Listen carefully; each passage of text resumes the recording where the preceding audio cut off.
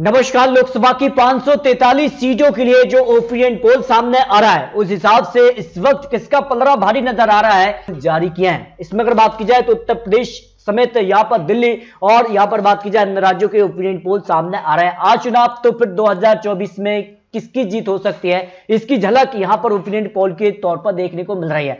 बात की जाए दिल्ली की 7 सीटों में से बीजेपी सभी 7 सीटों पर जीत हासिल करने में सफल हो सकती है, लेकिन पश्चिम बंगाल काफी महत्वपूर्ण माना जा रहा है क्योंकि पश्चिम बंगाल के लिए ममता बनर्जी भी चुनावी मैदान में यहां पर पीएम चेहरे की तलाश कर रही हैं। तो क्या उनका साथ विपक्ष देगा या राहुल गांधी ही सीधे तौर पर पीएम चेहरा बनेंगे। पश्चिम बंगाल की 42 सीटों में से बीजेपी 17, टीएमसी 25 सीटों पर आ सकती है। जम्मू कश्मीर की 6 लोकसभा सीट की बात की जाए तो बीजेपी 2 सीटों पर, पीडीपी एक नेशनल कॉन्फ्रेंस और 2 सीटों पर कांग्रेस को जीत मिलने की संभावना लगाई जा रही है। तेलंगाना की 17 सीटों में से बीजेपी को 5 सीट पर, टीआरएस एआईएम पार्टी को 4 सीट, कांग्रेस को 3 सीटें मिलने का अनुमान ओपिनियन पोल ने लगाया। जबकि उत्तराखंड की 5 सीटों में बात की जाए तो सभी 5 सीटों पर भारतीय जनता पार्टी पूर्ण रूप से कमल खिलाने में सफल हो सकती है। 2024 को लेकर जो ओपिनियन पोल सामने आ रहा है। हरियाणा की 10 लोकसभा सीट की बात की जाए तो बीजेपी को यहां पर 4 लोकसभा सीट जा सकती है, कांग्रेस को यहां पर 6 लोकसभा सीटों पर जीत मिलने की संभावनाएं लगाई जा रही हैं। केरल की बात की जाए तो केरल से जो भारत जोड़ो यात्रा शुरू हुई है इसका फायदा केरल में कांग्रेस को मिलता नजर आ रहा है। यहां पर 20 सीटों की बात की जाए तो बीजेपी को 1 सीट मिल सकती है, 0 सीट भी हो सकती है, खाता नहीं खोल सकती है बीजेपी। यहां पर कांग्रेस को करीब 10 लोकसभा सीटों पर जीत मिल रही है, सीधे तौर पर फायदा हो रहा है। एलडीएफ को यहां पर 9 लोकसभा सीटों पर जीत मिलने का अनुमान दिखाई दे रहा है। मेघालय की 2 लोकसभा सीट की बात की जाए तो दोनों सीटों पर भारतीय जनता पार्टी पूर्ण रूप से कमल खिला रही है। अरुणाचल प्रदेश की 2 लोकसभा सीट में से बीजेपी दोनों सीटों पर पूर्ण रूप से कमल खिला सकती है, दोनों सीटों पर यहां पर जीत हासिल कर सकती है। पंजाब में बड़ा उलटफेर हो चुका है, विधानसभा चुनाव में भी देखने को मिला है और इसका फायदा पंजाब में अब आम आदमी पार्टी को मिल रहा है। 13 लोकसभा सीटों में से बीजेपी 0 से 2 सीटों पर आ सकती है, जबकि कांग्रेस यहां पर कुछ सीटों का नुकसान हो रहा है, 0 से 5 सीटों पर आ सकती है। श्रोमणी अकाली दल को 2 सीट और 4 सीटों पर यहां पर आम आदमी पार्टी जीत हासिल कर सकती है। जबकि छत्तीसगढ़ की 11 लोकसभा सीटों में से 8 सीटों पर भारतीय जनता पार्टी जीत हासिल कर सकती है, कांग्रेस को 3 लोकसभा सीटों पर जीत मिलने का अनुमान ओपिनियन पोल ने लगाया।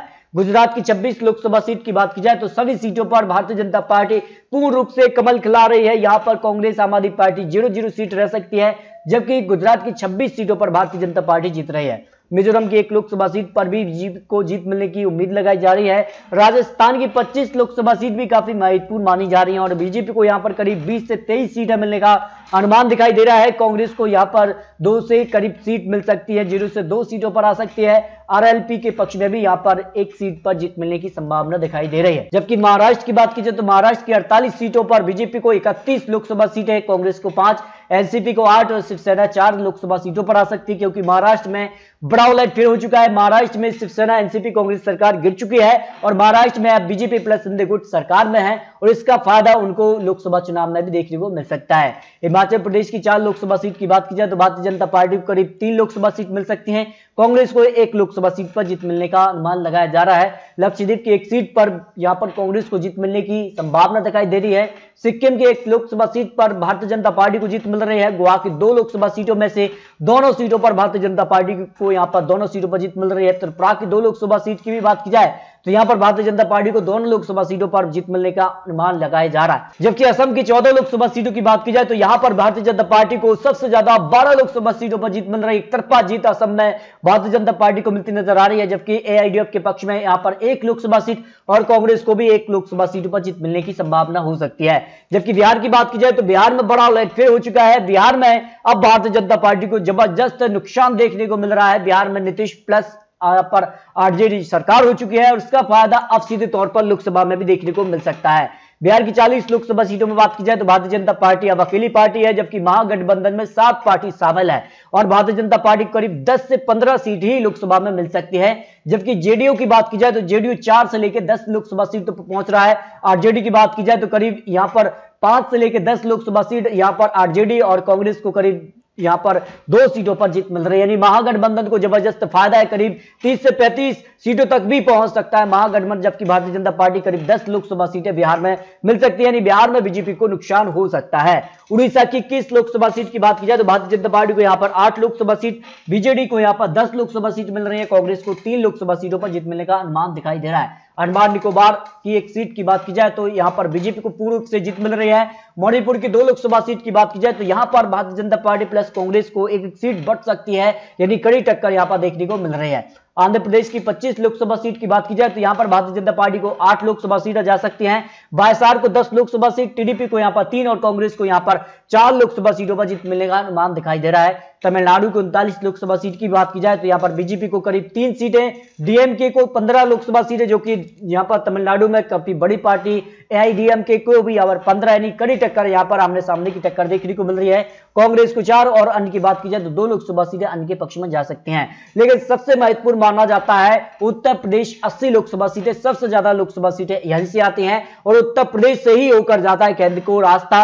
और यह माना जाता है कि उत्तर प्रदेश में जिसकी अच्छी पकड़ होती है, समझ लीजिए केंद्र में उसकी पकड़ मजबूत मानी जाती है। और यहां पर भारतीय जनता पार्टी को सबसे ज्यादा 70 लोकसभा सीटें मिल रही हैं, जबकि समाजवादी पार्टी 8, बीएसपी को 2 लोकसभा सीटें मिल सकती है, कांग्रेस 0 से 1 सीट पर रह सकती है। कांग्रेस को उत्तर प्रदेश में झटका है, लेकिन भारतीय जनता पार्टी यहां पर जबरदस्त यहां पर सीटों पर वापसी कर रही है।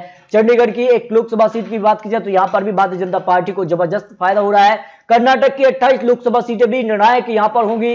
लोकसभा की 543 सीटों के लिए यहां पर भारतीय जनता पार्टी को जबरदस्त 20 लोकसभा सीटें मिल रही हैं। जेडीएस को 3 और बीएसपी 0 सीट, कांग्रेस को 5 लोकसभा सीटों पर जीत मिलने का अनुमान कर्नाटक को लेकर हो सकता है।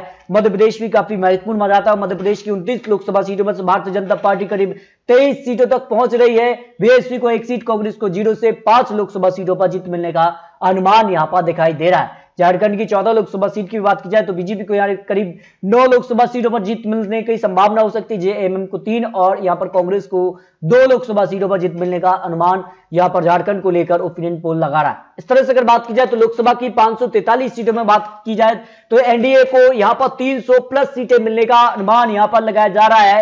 यानी 8 लोकसभा सीटें चुनाव होते हैं तो भारतीय जनता पार्टी करीब 300 से 320 लोकसभा सीटों पर पहुंच रही है, जबकि यूपीए में कुछ सीटों का इजाफा हो रहा है, क्योंकि शिवसेना या पर उद्धव ठाकरे, इसके अलावा आम आदमी पार्टी हो या पर जिसका से नीतीश कुमार अलग हुए हैं, तो इसका फायदा सीधे तौर पर यहां पर यूपीए को फायदा हो रहा है। आम आदमी पार्टी भी चुनावी मैदान में है तो यूपीए का आंकड़ा बढ़ रहा है, लेकिन जो बहुमत का आंकड़ा 272 है उससे काफी पीछे दिखाई दे रहा है यूपीए। अन्य की बात की जाए तो 117 लोकसभा सीटें अन्य के पक्ष में भी जाने की संभावना यहां पर लगाई जा रही है। इसके